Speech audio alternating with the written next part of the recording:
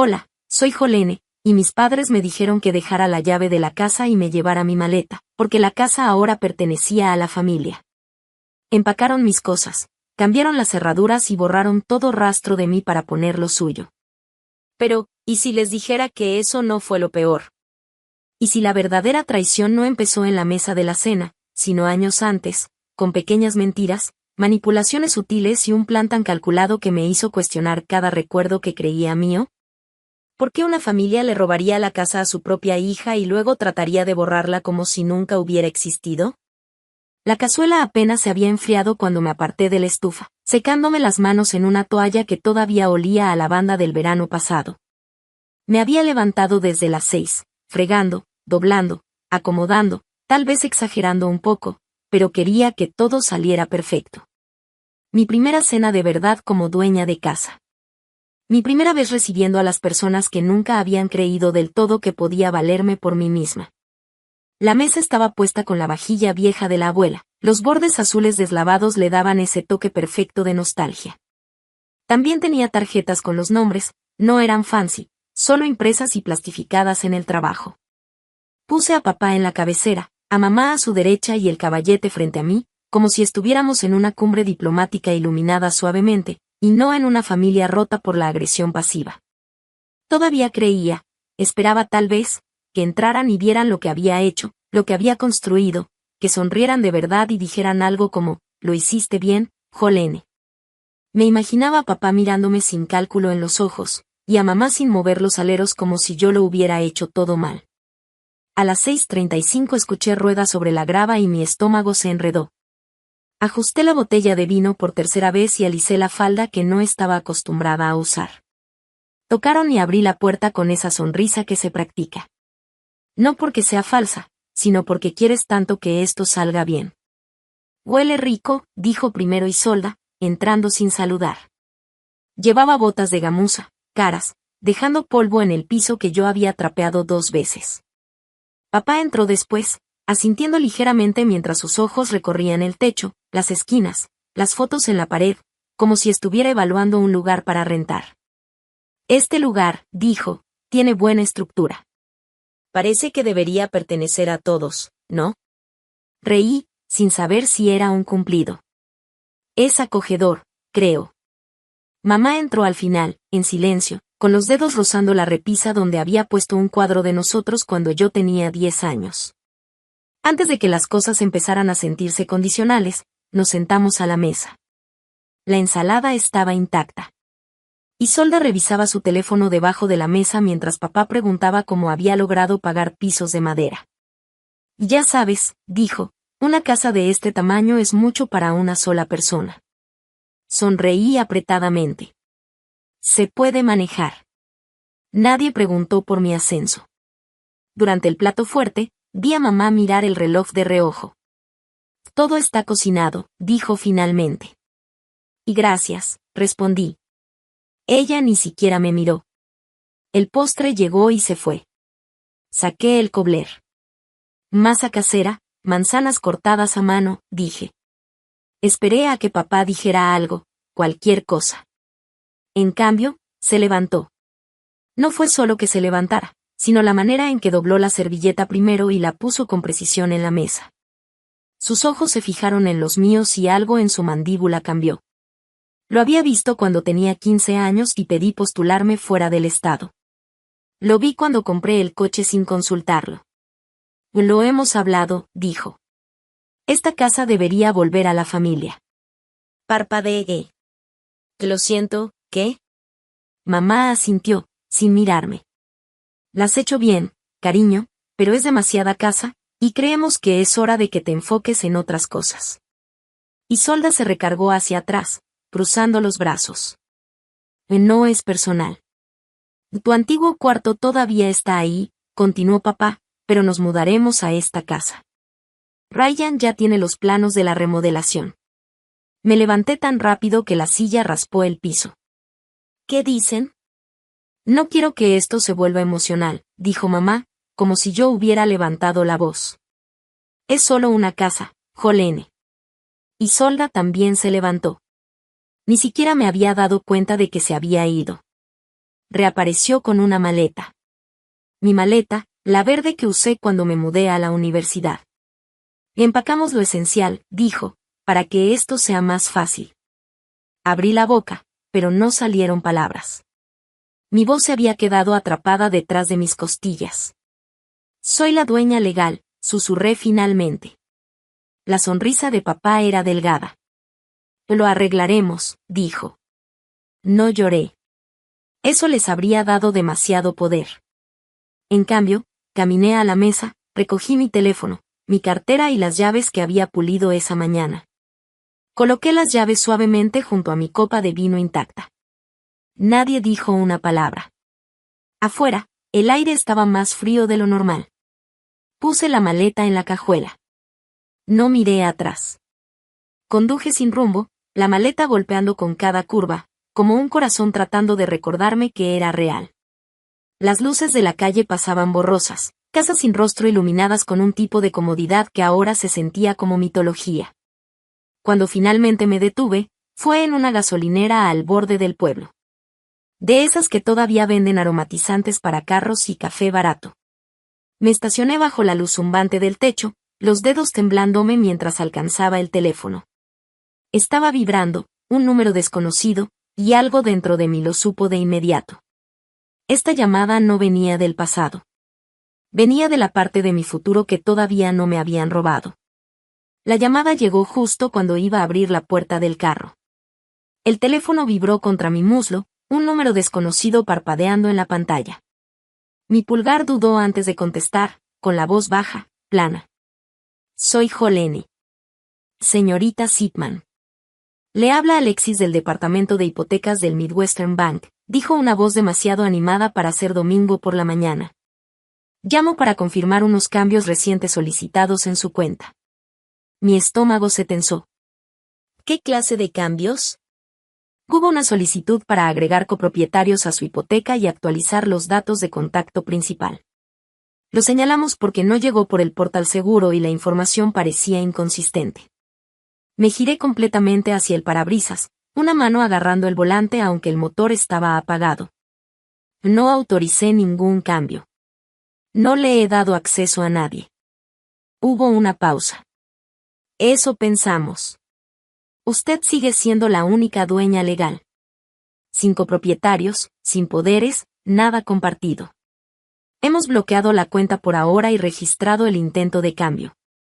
Tragué saliva. ¿Tienen los nombres que usaron? Vernon y Mara Sipman. No fueron los nombres lo que me sorprendió. Fue lo poco sorprendida que me sentí al escucharlos. Y gracias por llamar, dije, ahora con la voz firme. Por favor, envíeme la documentación. Por supuesto, y señorita Sipman, lo siento. Colgué y me quedé en el silencio. Las luces de la gasolinera zumbaban arriba, el neón chispeando como una matafuegos. No lloré. No grité, pero algo cambió, en silencio, como un alfiler cayendo en una caverna. Salí a la carretera y conduje. Para cuando llegué a la curva familiar que llevaba a mi vecindario, el sol ya había salido por completo entre las nubes, bañando todo con un dorado suave que parecía burla. Reducí la velocidad al acercarme a mi entrada. La llave no entró. Intenté de nuevo. Nada. Di un paso atrás y levanté la vista. Las cortinas habían cambiado. Una planta en maceta que yo no había comprado ahora estaba en el porche. Entonces la puerta se abrió. Una mujer que nunca había visto estaba allí, quizá de poco más de 20 años, con pants y sudadera que no eran suyos. ¿Tú, Jolene? Preguntó. Asentí lentamente. Esta es mi casa. Inclina la cabeza, sin impresionarse.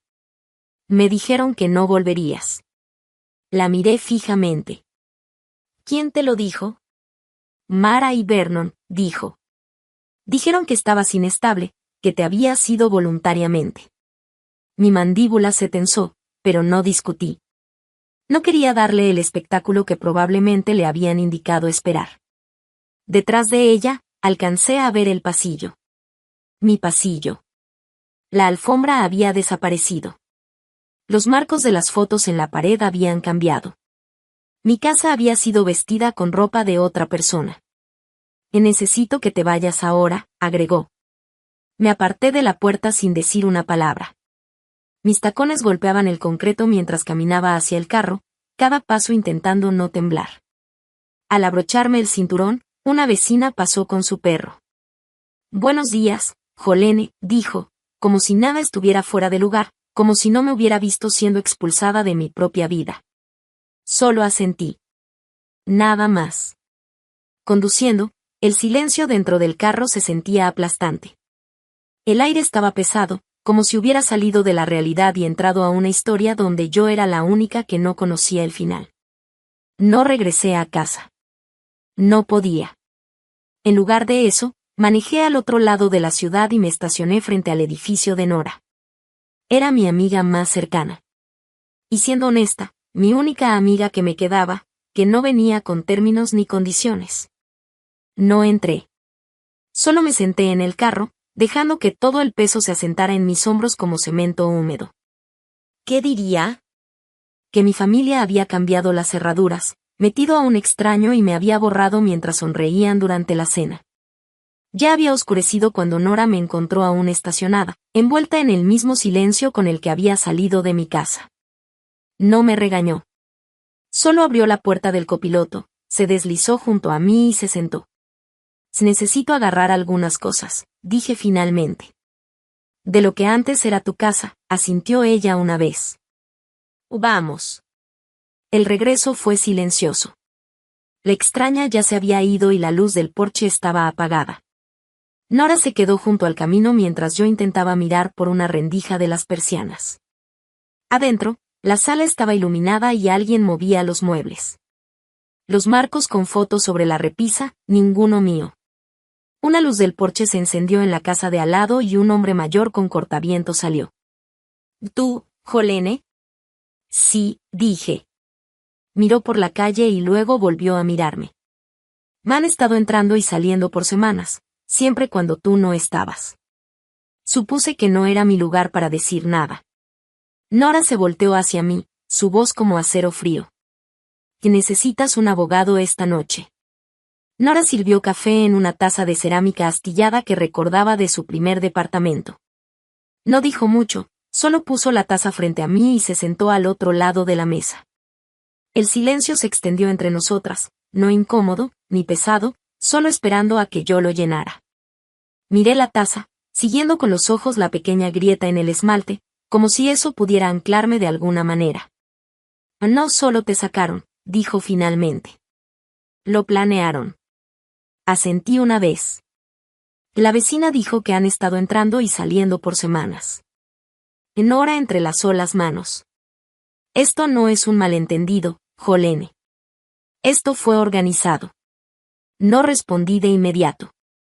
Mi pecho se sentía como si alguien hubiera puesto ladrillos encima, uno por uno, mientras caía la fría realización. No actuaron por impulso. Esto no fue un arranque de locura momentánea. Tenían un plan, y yo caí directo en él. Con cazuela y todo. Quiero un abogado, dije. Mi voz no tembló. Alguien que sepa tratar este tipo de casos, que haya visto familias fingir amor mientras planean un robo. Los ojos de Nora se suavizaron, solo por un instante. Conozco a alguien, dijo. No fue hasta que estuve sola en su cuarto de invitados, acostada sobre las cobijas con jeans y sudadera, que el recuerdo volvió, sin pedir permiso, claro. Tenía 22 años, aún en la universidad. Había ido a casa un fin de semana para notarizar unos papeles y pasé por la sala de estudio. La puerta estaba entreabierta. No estaba escuchando a escondidas, no a propósito, pero oí mi nombre. Y ella firmará, había dicho papá. Una vez que lo haga, será nuestro para manejar. Se escuchó la risa de Isolda. No tiene idea. Me dije a mí misma en ese momento que se trataba de otra cosa. Trámites, impuestos. No insistí porque no quería saber. No quería creer que me veían como una herramienta, no como una hija. Pero ahora, acostada allí bajo la luz tenue de la lámpara de Nora, me di cuenta de que ese momento no fue el comienzo. Solo fue la primera vez que vi, sin querer, la estructura del plan. A la mañana siguiente, nos reunimos con Bárbara Herrera en una pequeña oficina del centro. Su apretón de manos fue seco, firme, su voz, cortante, pero no desagradable. Escuchó mientras Nora explicaba la situación, mirándome de vez en cuando, como evaluando hasta dónde había dejado que las cosas se salieran de control antes de reaccionar. Y no eres la primera, dijo simple. La gente piensa que el robo de propiedades solo pasa entre extraños. No es así. Lo peor sucede entre personas con apellidos iguales. Firmé los papeles iniciales. Ella explicó los siguientes pasos: documentar todo, no involucrarse emocionalmente, reenviar toda comunicación, asegurar los registros. Sonaba clínico, procedimental, y, de alguna manera extraña, me estaba estudiando. Por primera vez en días, sentí que estaba haciendo algo más que sobrevivir. Más tarde esa noche, Nora se sentó a mi lado mientras iniciaba sesión en mi almacenamiento en la nube. Hace años había instalado cámaras dentro de la casa por seguridad. Se activaban con movimiento y se guardaban automáticamente. No las había revisado desde que me mudé. Pero ahora, Mara, revisando los cajones de mi oficina, con el rostro tranquilo, metódico. Isolda sosteniendo uno de mis marcos de fotos, sacando la imagen y poniendo una de ella con papá. Vernon sentado en mi escritorio, tecleando algo, luego recargándose como si estuviera probando la silla. Parecían cómodos, como si hubieran estado ahí un buen rato, como si yo los hubiera interrumpido. No me fui, dije en voz alta. Ya se estaban mudando. Mi ausencia solo lo hizo oficial. Nora no dijo nada. No tenía que hacerlo. Mientras hacía clic en más grabaciones, otra pestaña llamó mi atención. La cuenta de teléfono fijo de la casa. Había un mensaje guardado, fechado 2 semanas antes de la cena. Lo reproduje. Una vez que se haya ido, la voz de Isolda apareció clara y firme. Que no la dejen volver. Ni siquiera por los álbumes de fotos. Me quedé paralizada. La voz en la grabación no estaba enojada ni emocionada. Estaba aburrida, como si hablara de mover una caja de cosas que nadie quería. Esa noche no dormí. Y por la mañana, no solo estaba enojada. Estaba lista. Para media tarde, el temblor de mis manos había dado paso a algo más firme. No era exactamente calma, pero sí un tipo de clic interno, como si mi alma hubiera exhalado y se hubiera vuelto hacia la batalla. Me senté en la mesa de la cocina de Nora, la laptop abierta, revisando carpetas que no había tocado desde que cerré la compra de la casa, documentos, PDFs, firmas. Todas esas pequeñas victorias que hacían este lugar mío ante los ojos de la ley. Aunque mi familia hubiera reescrito la historia en su mente, ahí estaba, una copia escaneada de la liberación de Leanne, fechada, firmada, notarizada, con el pago completo hecho hace 6 meses. La había impreso una vez y guardado la copia física en mi archivo. Pero verla ahora en la pantalla era otra cosa. Era como mirar un acta de nacimiento, prueba de existencia. Reenvié el archivo a Bárbara sin asunto, solo el adjunto. Luego agregué la declaración final de la compañía hipotecaria. Después, la escritura de propiedad marcada a mi nombre, solo mío, impresa en tinta negra que de repente se sentía casi sagrada. Me recosté en la silla y lo susurré, solo para escuchar las palabras en voz alta. No más tratando de ser la buena hija.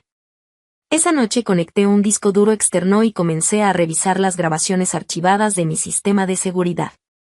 Grabaciones que había ignorado casi por completo después de instalarlas. Había grabado clips activados por movimiento, pequeños pedazos de acción que alguna vez pensé que servirían para atrapar ladrones en el porche o mapaches.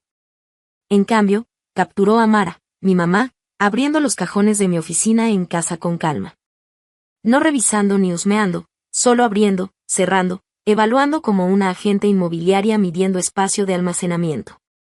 Después, Isolda colocando libros en las repisas de la sala, no míos, suyos.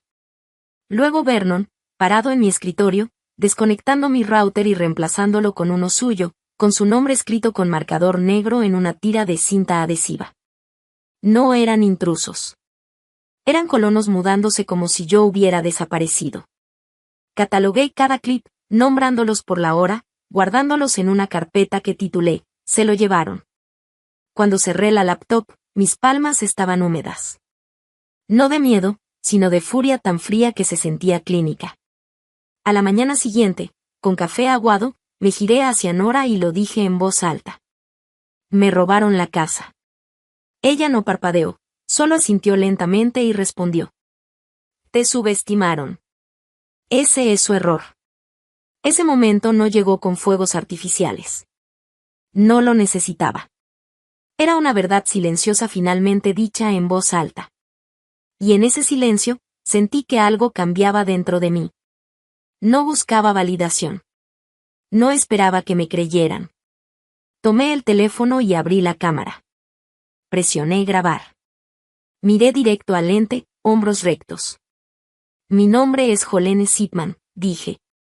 Esto es un registro de lo que me quitaron personas con las que comparto sangre. Esto no es por lástima.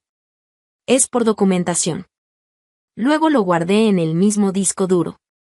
Más tarde esa tarde, Bárbara envió un borrador de la carta de cese y desistimiento. Tenía 8 páginas, llenas de terminología legal que para mí sonaba a poesía. La imprimí, me senté en el piso con la espalda contra la estantería de Nora y leí cada línea en voz alta.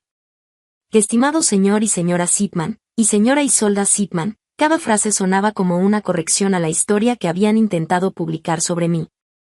Se les notifica que la ocupación, manipulación o reclamo de propiedad ubicada en. Cuando terminé, doblé la carta en tercios y sellé el sobre yo misma. Mis manos temblaban. No lloré. Esa noche dormí sin soñar.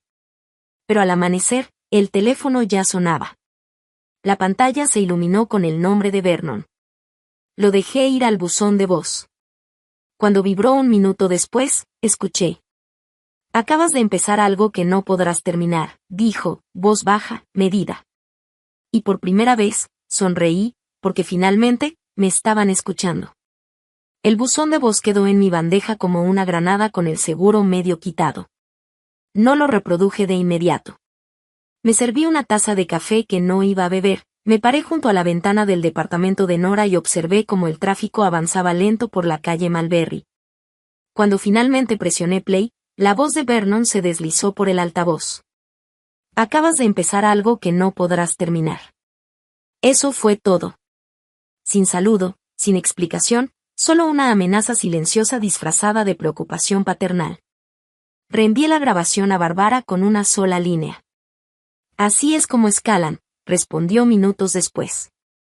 Lo esperábamos. Ahora presionamos más fuerte. Llamé al banco hipotecario después. Quería confirmar que todo estaba bloqueado, que no se podían hacer más cambios en la escritura, pero el tono del otro lado había cambiado. Oh, lo siento, señorita Sipman, dijo la representante. Debido a la intervención legal, no podemos proporcionar información adicional sin una solicitud formal de su abogado. El banco se había quedado en silencio. Nora no lo suavizó. Están moviendo cosas detrás de escena, tratando de controlar la historia. Mantenerlo dentro de la familia. Asentí. Bueno, ya no está en la familia. Bárbara presentó la declaración jurada en la oficina del condado antes del mediodía. Firmé el formulario con tinta que se corrió un poco en la página. Ahí estaba, Jolene E. Sipman, única dueña legal. Me quedé mirando la línea de la firma un momento después de que el bolígrafo se levantó del papel. Se veía como mía. Se sentía como mía. Ya no era un permiso. Era una declaración. Alrededor de las 3, le envié un mensaje a Clayton. Yo. ¿Libre para un café? Clayton. Respondió. Claro. ¿Lugar de siempre? No habíamos hablado mucho desde que nos separamos el otoño pasado, pero él siempre había sido zona neutral. Estable, equilibrado, sin tomar partido. Pensé que quizá escucharlo de alguien con distancia me ayudaría a entender la locura. Llegó primero, ya a medio café americano cuando entré. Bola, extraña, dijo, poniéndose de pie solo lo suficiente para ser cortés. Me senté, abrazando la taza de cerámica aunque me quemaba. Bueno, mi familia intentó robarme la casa. Parpadeó, Inclinó la cabeza como un perro escuchando un sonido agudo. ¿De espera, en serio? Y sí, de verdad, dije. Cambiaron las cerraduras, metieron a un extraño y le dijeron al banco que eran copropietarios. Su expresión cambió de sorpresa a incomodidad leve. Eso es fuerte, dijo. Pero, siguen siendo tus padres, ¿no? Esa palabra aún me dolía como un cuchillo. No perdieron la paciencia, continué en voz baja. Presentaron documentos falsificados. Se instalaron como si fuera una casa de vacaciones. Mi mamá volvió a empacar mis platos. Clayton se encogió de hombros. Suena más a un malentendido. Me puse de pie. Las personas que no te creen cuando hablas suave, dije, no merecen escucharte rugir. Su boca se abrió, pero yo ya me estaba alejando. De regreso en la casa de Nora, me senté en el piso, con papeles y notas adhesivas extendidos como un tablero de crimen. Ella se unió a mí, todavía con sus zapatos de tacón, sin inmutarse por el desorden. ¿Orden de restricción?, preguntó. Tal vez al menos un trámite de protección de gravamen. Quiero capas, dije. Quiero que sus pies legales se enreden cada vez que intenten moverse. Ella asintió. Bien. Cuentan con que te mantengas emocional. Para ellos esto no es personal. Es transaccional. Sus palabras se quedaron conmigo, no porque fueran nuevas, sino porque finalmente las creí. Volví a reproducir el buzón de voz, ese donde Isolda había dicho. Que no la dejen volver. Ni siquiera por los álbumes de fotos. No estaba enojada en esa grabación. Estaba aburrida. Eficiente. Y ahora entendía por qué. Esa noche intenté entrar al sistema inteligente de la casa. Mis credenciales fueron rechazadas. Contraseña cambiada. Configuraciones borradas. Ya no era la casa de Jolene. Ahora se llamaba hogar de la familia Tate. Pasé por ahí justo después del atardecer. La luz del porche tenía un tono diferente. Mi cálido ámbar reemplazado por un blanco azulado y agresivo. A través de la ventana del frente, podía ver nuevos retratos en la pared. Fotos familiares, no mías.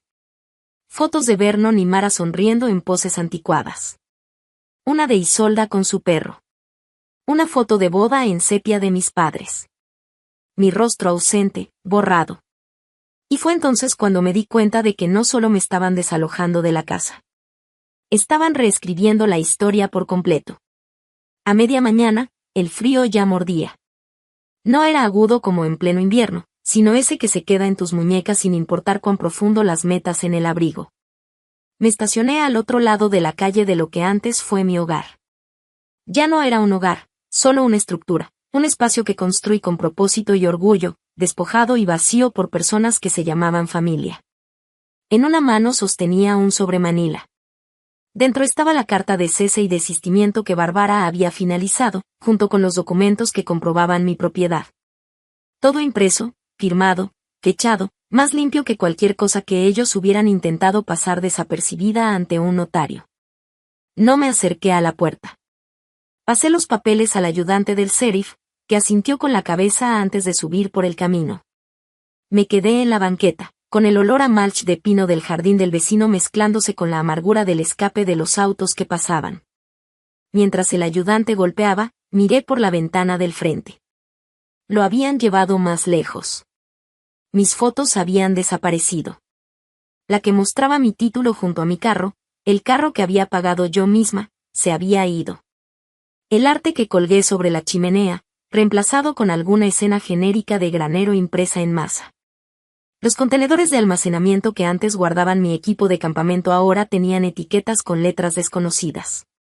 Sus letras. No solo me habían mudado. Me estaban borrando. Me giré para irme, pero algo llamó mi atención en el callejón detrás de la cerca. Una esquina de una repisa mía, apoyada torpemente junto a dos bolsas de basura. Me acerqué. El frío más intenso en el espacio sombreado entre los guerachis. La repisa tenía una grieta larga en la parte trasera, como si la hubieran dejado caer fuerte. Una de las bolsas estaba flojamente atada, y cuando el viento cambió, capté un aroma que no olía desde hace años. Lavanda y agua de rosas, los saquitos de mi abuela. Solía esconderlos entre las toallas, y yo heredé los últimos después de su funeral. Los tiraron.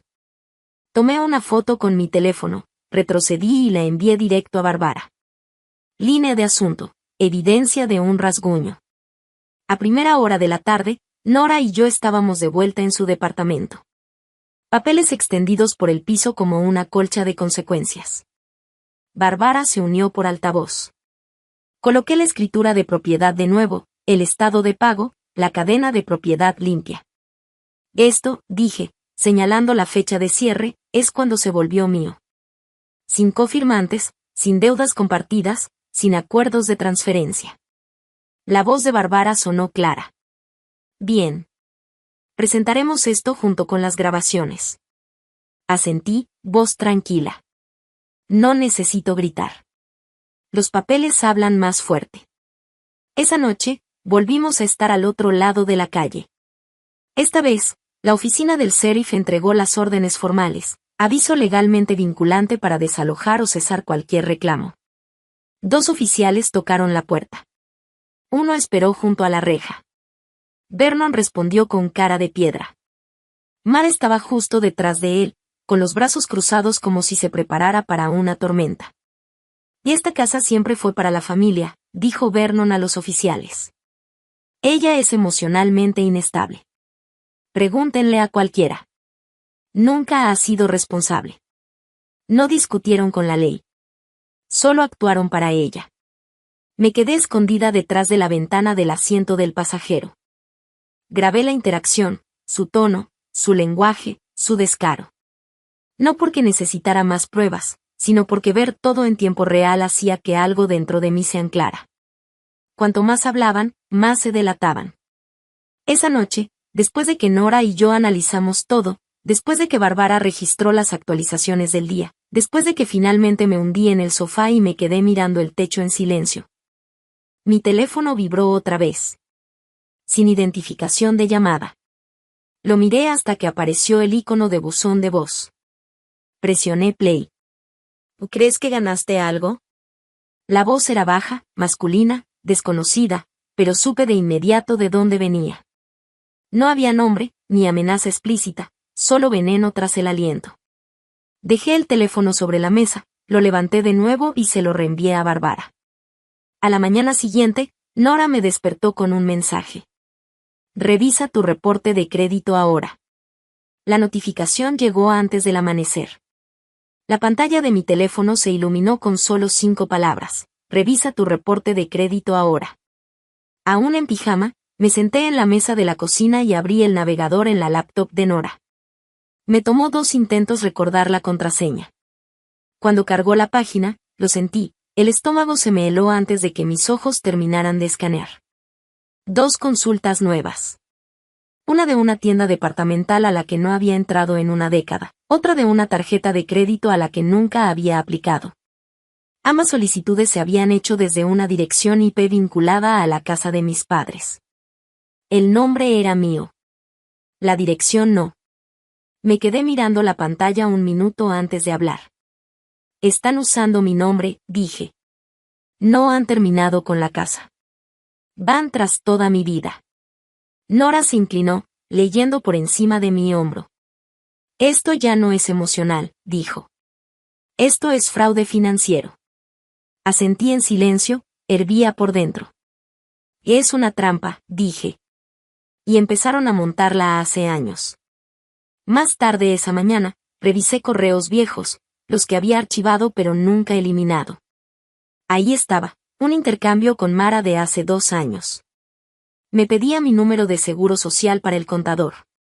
Otro hilo donde Vernon solicitaba una copia de mi W2 para revisar algo antes de que yo presentara mis impuestos. Lo había enviado todo porque en ese entonces aún quería creer que ser complaciente me ganaría su confianza. Nora y yo nos encontramos con Bárbara en el centro justo antes del mediodía. Su oficina se sentía más cálida de lo habitual, menos estéril, más enfocada. Las 3 nos sentamos, y yo deslicé la laptop sobre la mesa.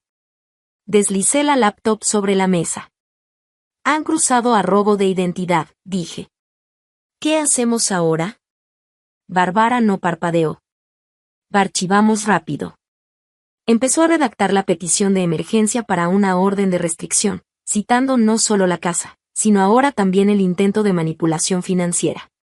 Le entregué todos los documentos, cada correo, cada error que alguna vez había confundido con lealtad familiar.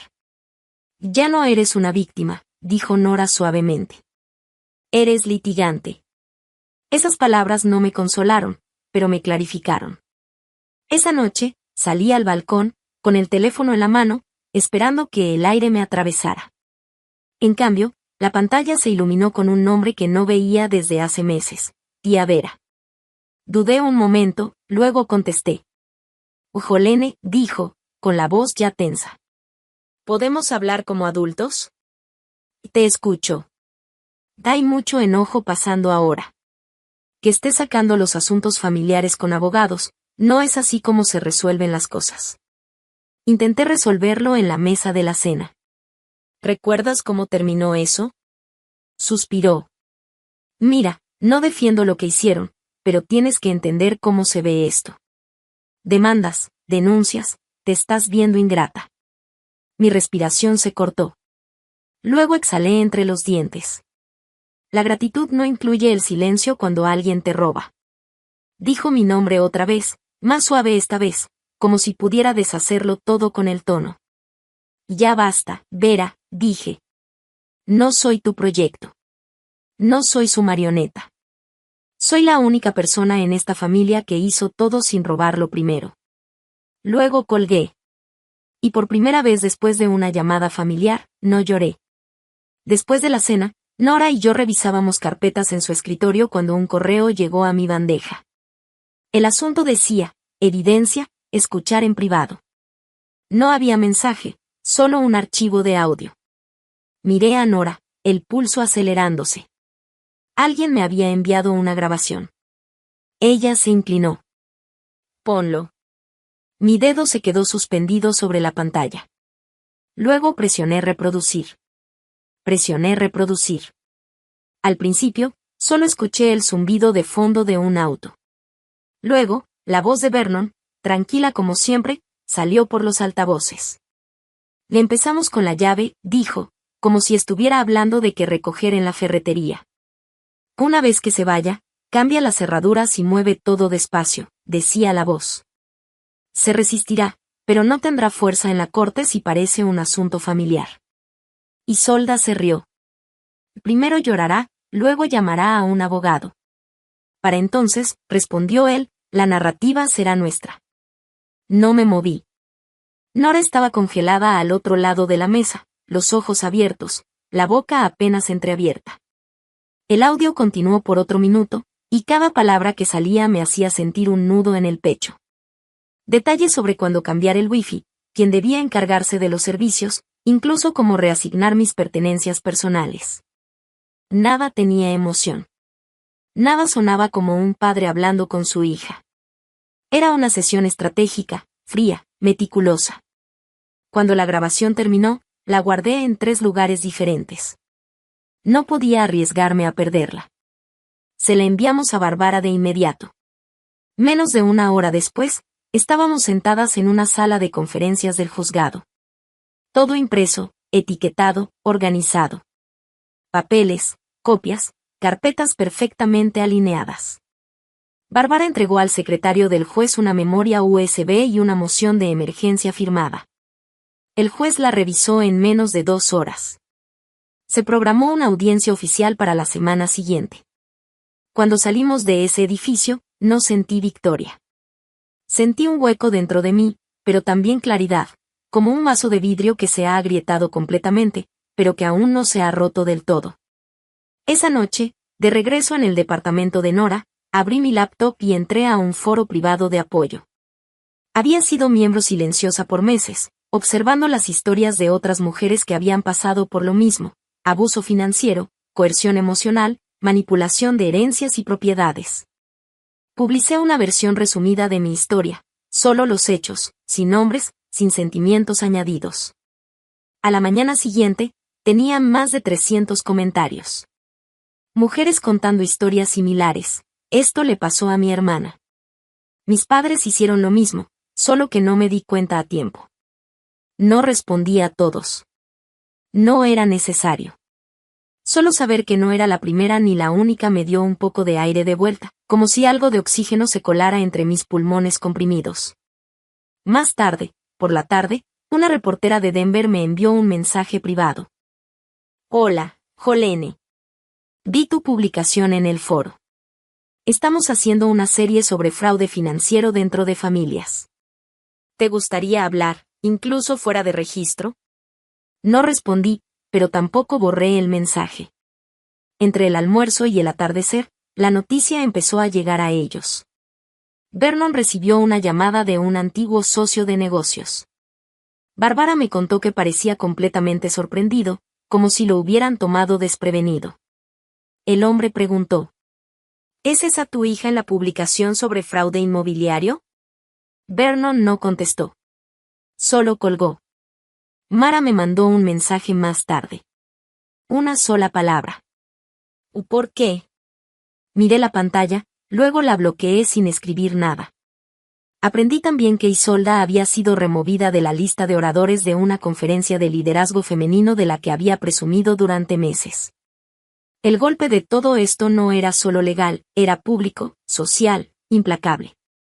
La red que habían construido a mi alrededor durante años estaba desmoronándose ante sus propios ojos, mientras yo, por primera vez, sentía que recuperaba algo de control, aunque fuera solo un hilo. El correo electrónico había circulado. Alguien me lo había reenviado de manera anónima. Al parecer, estar asociado con un caso legal sobre el robo de propiedad familiar no caía nada bien en su junta directiva. El mensaje era frío, impersonal, pero la intención estaba clara, la historia ya no podía ser ignorada. Esa noche, me senté en el alféizar de la ventana del departamento de Nora, con las piernas cruzadas, y abrí el portal del juzgado. Mi caso estaba oficialmente actualizado, mi nombre, mis documentos, la fecha programada para la audiencia.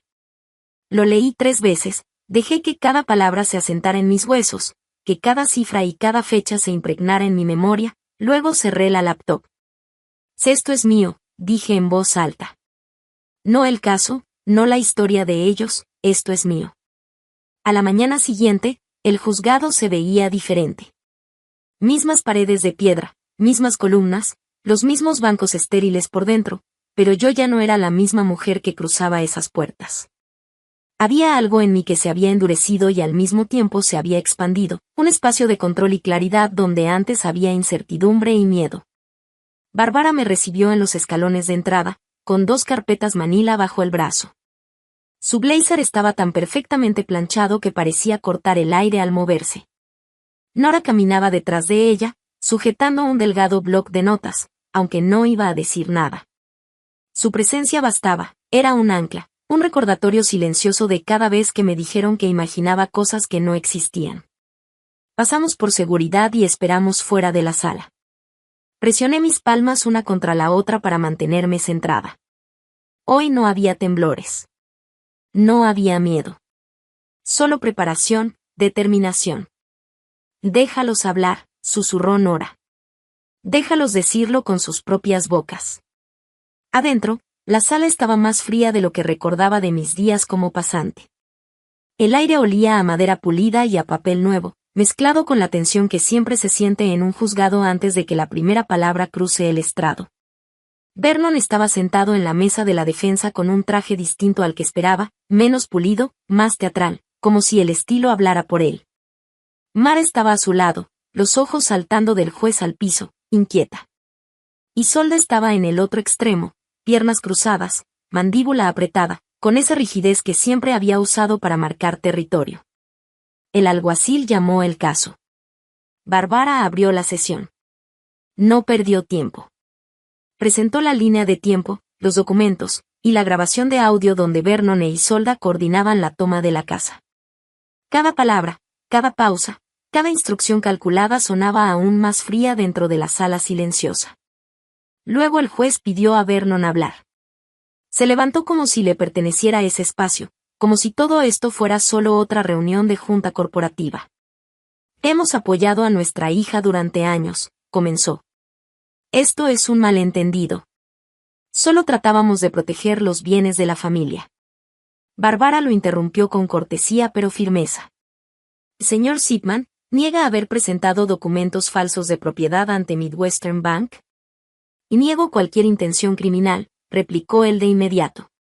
Si ella solo hubiera escuchado, nada de esto habría pasado. Cada palabra que decía parecía más un ensayo que un argumento. Yo lo miraba, sentada erguida, respirando con calma. Nada de lo que dijera podría cambiar lo que ya estaba probado, documentado, grabado. Nada. La sala contenía un silencio eléctrico, como si incluso el aire estuviera esperando mi reacción, mi siguiente movimiento, mi voz que finalmente reclamaba lo que era mío. Su voz se quebró un poco en la última parte, lo justo para que la jueza levantara la mirada por encima de sus lentes y frunciera ligeramente el ceño. Había algo en esa fisura, una imperfección que revelaba inseguridad, aunque él intentara mantener la compostura. Luego llegó el turno de Isolda. Ajustó su bufanda como si eso fuera a darle autoridad, como si simplemente mover la tela sobre sus hombros cambiara la percepción de sus palabras. Respiró hondo y dijo, con un tono frío y calculado. Solo estaba ayudando a mis padres a organizar la propiedad. La casa siempre fue para la familia. Jolene ni siquiera disfruta recibir visitas. No es como si usara esa oficina de todos modos. Bárbara levantó un solo documento, una foto clara y nítida de Isolda, sacando carpetas etiquetadas con mi nombre y colocándolas dentro de una caja con sus iniciales escritas a un lado. La jueza se inclinó hacia adelante, mirando la imagen como si la viera moverse frente a ella. Usted creía que el espacio era suyo, dijo la jueza con voz firme, midiendo cada palabra. Los ojos de Isolda vacilaron por un momento, como si algo dentro de ella entendiera que no podía sostener esa narrativa. Intentó mantener la compostura. Sentí que era una responsabilidad compartida, murmuró, casi como si intentara convencerse a sí misma de que lo que hizo estaba bien. No está en la escritura, replicó la jueza, con voz cortante. ¿Verdad que no? Isolda no respondió. Se encogió de hombros, cruzó las piernas, apretó los labios. Su silencio hablaba más fuerte que cualquier excusa. Finalmente, llegó mi turno. Caminé despacio hacia el estrado, sintiendo cada paso resonar en la madera del suelo, cada mirada clavada en mí como si intentara desarmarme. Tomé el juramento, me senté y hablé.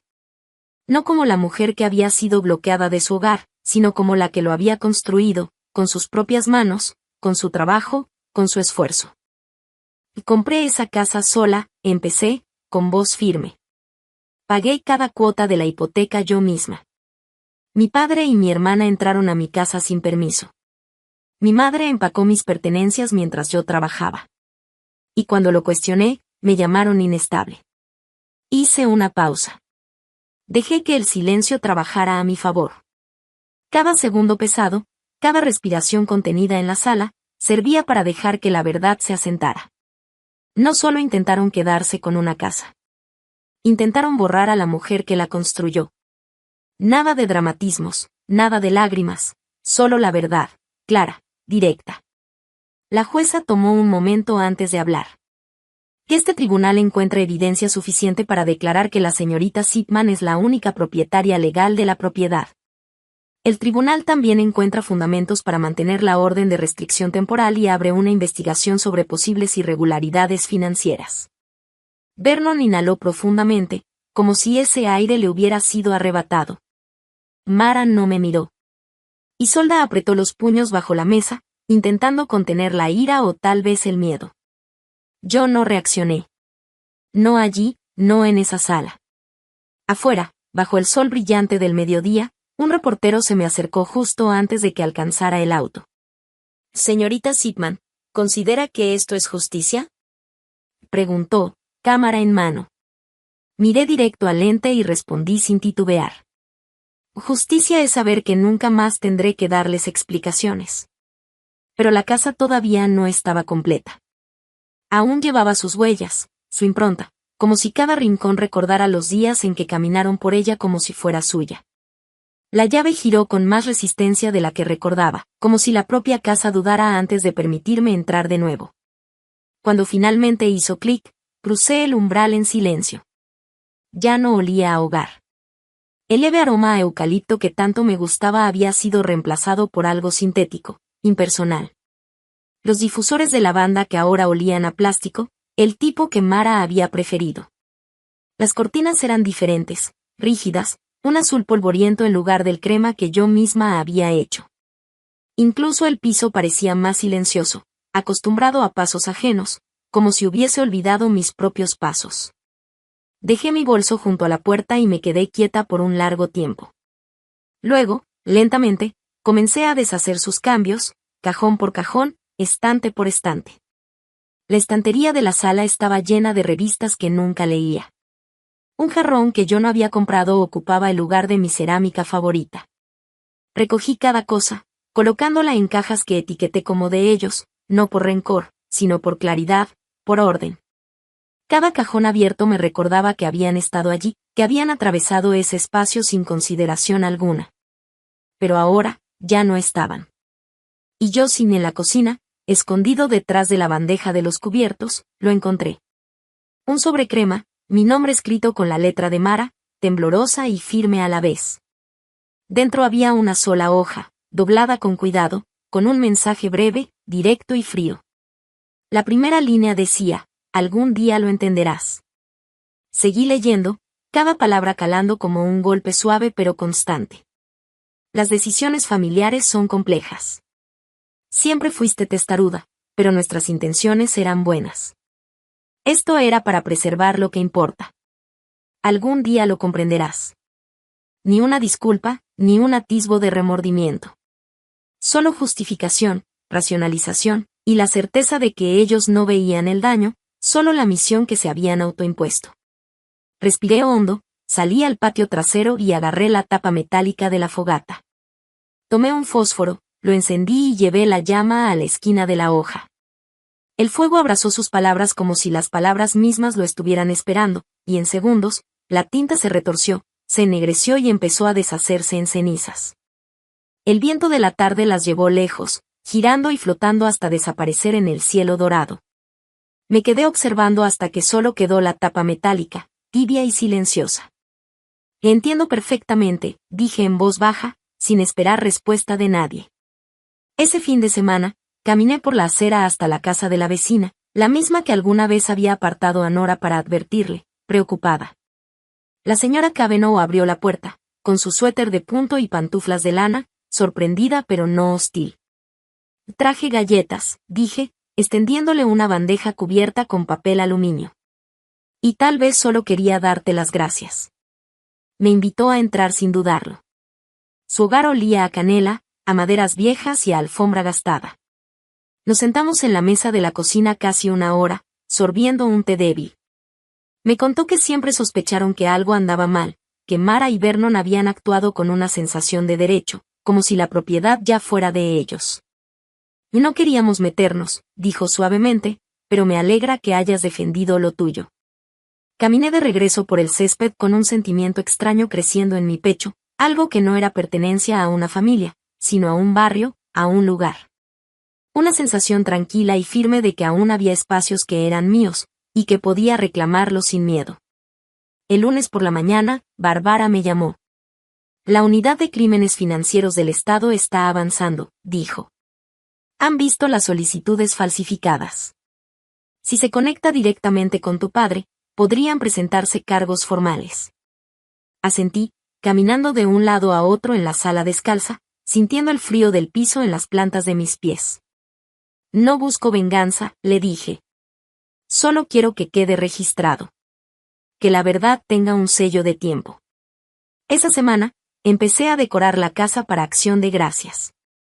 Primero, algo simple, guirnaldas en la barandilla, una corona nueva en la puerta principal. Luego fotos. No de familiares de sangre, sino de Nora, de la señora Cavanaugh, incluso un recuerdo de esa tarde en el estacionamiento del juzgado con Bárbara, sonriendo, triunfantes de manera silenciosa. Cada marco era una corrección silenciosa, un recordatorio de que esta casa, este espacio, pertenecía a quien lo había construido. La casa comenzó a sentirse cálida otra vez, no por el calor, sino por la presencia, por el cariño de quienes elegían estar en ella. Justo antes del atardecer del miércoles, encontré algo en el porche. Un sobremanila, sin remitente. Dentro había una foto. Mi cuarto de niña, como lucía cuando tenía 10 años, pero esta vez, marcado con una gran X roja sobre la cama. Me quedé allí un momento, el pulgar rozando la esquina de la foto. No me asustó. Estaba cansada, exhausta, pero esta vez no iba a correr. Esta vez no me iban a empujar. El sobre seguía sobre la consola al despertar al día siguiente. No lo había tocado desde que lo puse allí la tarde anterior.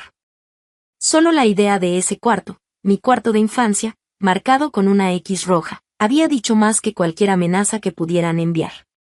Más que cualquier palabra, más que cualquier intento de intimidación. Había claridad, había límite. Esta vez, estaba lista. Lo llevé conmigo cuando bajé a la estación de policía. Entregué la foto, expliqué lo que mostraba, lo que significaba. El oficial asintió, escribió, lo registró, pero sin un remitente claro, sin una amenaza directa, no había mucho que pudieran hacer. Podría ser solo simbólico, dijo con suavidad. Lo sé, respondí. Por eso es peor. Más tarde esa semana, mientras colgaba luces blancas a lo largo del pasamanos del porche, apareció Isolda. Sin aviso, sin mensaje de texto, simplemente su carro se detuvo frente a la casa, el motor todavía caliente cuando ella bajó. No traía nada. Ni regalo, ni intento de reconciliación. Solo estaba allí, con el bolso colgado del hombro como si dentro pudiera cargar la versión de sí misma que quería que yo viera. Estaba cerca, dijo, en voz baja. No respondí. Tal vez pensaba que podíamos hablar. La miré un momento, sosteniendo su mirada, y luego me aparté solo lo suficiente para dejarla pasar. Caminó lentamente, recorriendo con los ojos las paredes. Se detuvo en los lugares donde ahora colgaban nuevas fotos. Yo con Nora en el juzgado, una Polaroid de mí con la señora Cavanaugh en acción de gracias. Se sentó al borde del sillón, con las manos cruzadas sobre sus piernas. Está tranquilo aquí, dijo con vacilación. La mayoría de las veces, la paz es así. No estoy orgullosa de cómo pasaron las cosas, dije sentándome frente a ella. Ninguno de nosotros esperaba que llegara a lo legal. No estás aquí por mí, continué. Estás aquí para controlar la historia, para suavizarla antes de que se haga más grande. Su boca se movió, como si quisiera replicar, pero solo fue un tic. ¿Crees que eso es todo lo que me importa? Dijo finalmente. No, contesté, calmada. Creo que te importa mucho que te vean como la mejor hija. Exhaló, y luego admitió, con un dejo de honestidad que apenas se atrevía a pronunciar. Tal vez estaba celosa. Tal vez no pensé que merecías la casa. Ahí está, dije, en voz baja. Miró hacia otro lado. Eso no significa que quisiera que llegara tan lejos. Pero sí llegó, dije, y tú lo permitiste. Abrió la boca para replicar, pero la cerró de nuevo. Me incliné un poco hacia adelante. No puedes reescribir tu papel solo porque yo sobreviví a esto. Esa noche, una tarjeta navideña deslizó por el buzón. Sobre crema, sin remitente, pero la letra era inconfundible, Mara. Dentro, una escena de invierno genérica y, debajo, en cursiva prolija, decía, te deseo claridad y paz de parte de mamá. También había una cita impresa. El perdón es el perfume que la violeta deja en el talón que la aplastó. No había disculpa. No había reconocimiento de culpa. No respondí. No por enojo, ni por amargura, sino porque el perdón no siempre exige reconexión. Unos días después, Nora y yo paseamos por el mercado navideño cerca del centro. Las luces colgantes brillaban contra los techos cubiertos de nieve, y el aire olía a pino, canela y nueces asadas. Nos detuvimos frente a un puesto que vendía tazas hechas a mano. Nunca hablaste en público, dijo, levantando una taza con el asa torcido. Y no era necesario, asentí. A veces, sobrevivir es el mensaje más fuerte que puedes dar, más que cualquier venganza. Sonreí. El silencio que elegí no era debilidad, era claridad. De regreso a casa, instalé un nuevo sistema de seguridad, uno que elegí, configuré y probé personalmente. Luego cambié las cortinas viejas, las que ellos habían colgado en su intento de redecorar mi vida. Agregué vitrales a las ventanas que ellos solían mirar. Después enrollé la alfombra de la sala, lo último que habían dejado atrás. El piso de madera debajo estaba rayado, imperfecto, pero firme. Mío. Me quedé allí, descalza sobre aquel viejo piso, y sentí algo cambiar dentro de mí. No era cierre, ni lazo atado perfectamente sobre el desastre, pero sí paz. En la mañana de Navidad, el cielo estaba gris suave.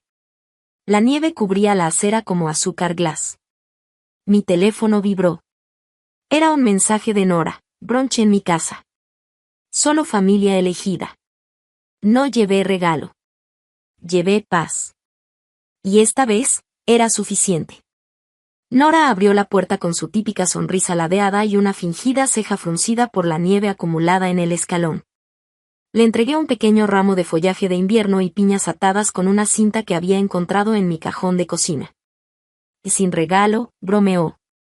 Y traje paz, respondí, y por primera vez desde mucho tiempo, supe que había suficiente, que todo estaba en su lugar. Dije, y ya no envuelvo nada más.